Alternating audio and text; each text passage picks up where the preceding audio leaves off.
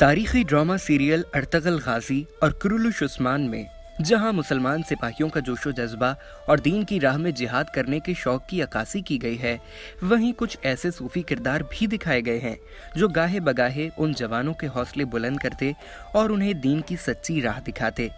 جیسے ابن العربی ارطغرل کی رہنمائی کیا کرتے تھے، بالکل اسی طرح شیخ ادیب علی یا شیخ ادب علی نامی بزرگ نے عثمان غازی کی رہنمائی کی اور اسے سلطنت عثمانیہ کے قیام کی نوید سناتے ہوئے کچھ خاص نصیحتیں کی۔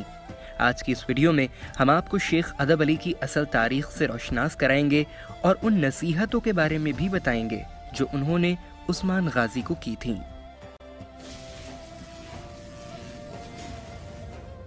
شیخ ادب علی کا شمار 13ویں صدی کی بااثر اور ممتاز صوفی شخصیات میں ہوتا ہے۔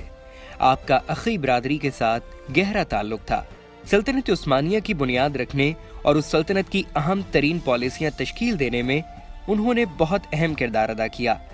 آپ کی تاریخ پیدائش پر مورخین میں اختلاف پایا جاتا ہے، لیکن بعض تاریخ دان آپ کی پیدائش کا سال 1206 عیسوی بتاتے ہیں۔ شیخ ادب علی تفسیر، حدیث اور اسلامی قانون میں مہارت حاصل کرنے کے لیے اس دور کے جید علماء اور بزرگوں سے فیض حاصل کرتے رہے۔ ایک روایت کے مطابق آپ نے اپنی زندگی کا بیشتر حصہ مولانا جلال الدین رومی کے ساتھ بھی گزارا۔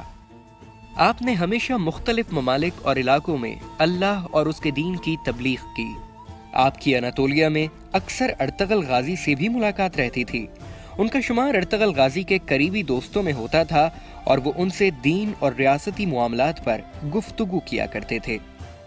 ارطغرل غازی کے بعد عثمان غازی شیخ ادب علی کی صحبت سے وابستہ ہو گئے۔ عثمان غازی نے دینی تعلیم اور روحانی تربیت شیخ ادب علی سے ہی حاصل کی، حتیٰ کہ سلطنت عثمانیہ کے قیام کی پیش گوئی بھی شیخ ادب علی نے ہی کی تھی۔ اس کا قصہ کچھ اس طرح سے ہے کہ عثمان روحانی طور پر شیخ ادب علی سے عقیدت رکھتا تھا اور اکثر ان سے ملنے جایا کرتا تھا۔ ایک بار عثمان شیخ سے ملنے گیا اور ان کے آستانے میں ہی اس کی آنکھ لگ گئی اور وہ سو گیا۔ خواب میں اس نے ایک چاند دیکھا جو شیخ ادب علی کے دل سے نکل کر عثمان کے دل میں اتر گیا۔ پھر اس کے اطراف سے ایک درخت اگنا شروع ہوا جو بڑھتا ہی جا رہا تھا۔ اس کی شاخوں نے ساری زمین اور سمندر کو اپنے دامن میں چھپا لیا۔ اس کے درخت کی جڑوں سے دنیا کے 4 بڑے دریا بہہ رہے تھے۔ دنیا کے 4 بڑے پہاڑ اس کے تنے کو سہارا دیے ہوئے تھے۔ تب اچانک ہی ہوا نے بہت تیز چلنا شروع کیا اور درخت کے پتے ایک بہت بڑے شہر کی سمت اڑنے لگے جو 2 سب سے بڑے بر اعظموں اور 2 سب سے بڑے سمندروں کے سنگم پر واقع تھا اور انگوٹھی کی طرح نمودار ہوا تھا۔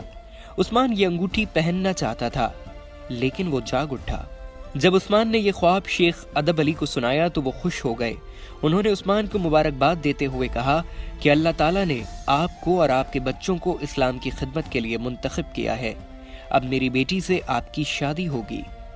وہ چاند جو شیخ ادب علی کے سینے سے نکل کے عثمان کے سینے میں اتر گیا تھا، اس کی مراد شیخ ادب علی کی بیٹی رابعہ بالا خاتون سے لی گئی، جن کا نکاح عثمان کے ساتھ کر دیا گیا اور پھر آپ کے بیٹے ارحان غازی سے سلطنت عثمانیہ کا سلسلہ شروع ہوا جو 6 صدیوں تک جاری رہا۔ شیخ ادب علی نے عثمان کی تربیت کی اور ایک چنار کے پودے کو دینی اور روایات کی تعلیم کا پانی لگایا تھا، لہٰذا یہ پودا ایک دن چنار کا درخت بنا جس نے کئی ممالک کو اپنے سائے میں لیا، اور اسی حوالے سے شیخ ادب علی کو سلطنت عثمانیہ کا دانشور اور روحانی والد تسلیم کیا جاتا ہے۔ اپنی وصال سے قبل انہوں نے عثمان کو تاریخی وصیت کی تھی جو ایک نظم کی صورت میں آج بھی ان کے مقبرے کے احاطے میں کندہ ہے، جس کا ترجمہ کچھ اس طرح سے ہے: اے میرے بیٹے، اب تم بادشاہ ہو، اب سے ہمارے لیے غضب ہے، آپ کے لیے سکون، ہمیں ناراض کرنے کے لیے، آپ کو خوش کرنے کے لیے، ہمارے لیے الزام لگانے کے لیے، آپ کو برداشت کرنے کے لیے، ہمارے لیے بے بسی اور گمراہی، آپ کے لیے رواداری، ہمارے لیے جھگڑا، آپ کے لیے انصاف، ہمارے لیے حسد، افواہ، بہتان، آپ کے لیے معافی۔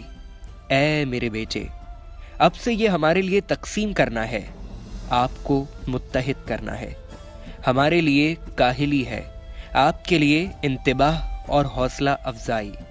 اے میرے بیٹے، صبر کرو، ایک پھول اپنے وقت سے پہلے نہیں کھلتا، कभी भी फरामोश ना करें। इंसान फल फूले और रियासत भी फल फूलेगी। ऐ मेरे बेटे, आपका बोझ भारी है, आपका काम मुश्किल है, आपकी ताकत आपके बालों पर लटक रही है। खुदा आपका मददगार हो।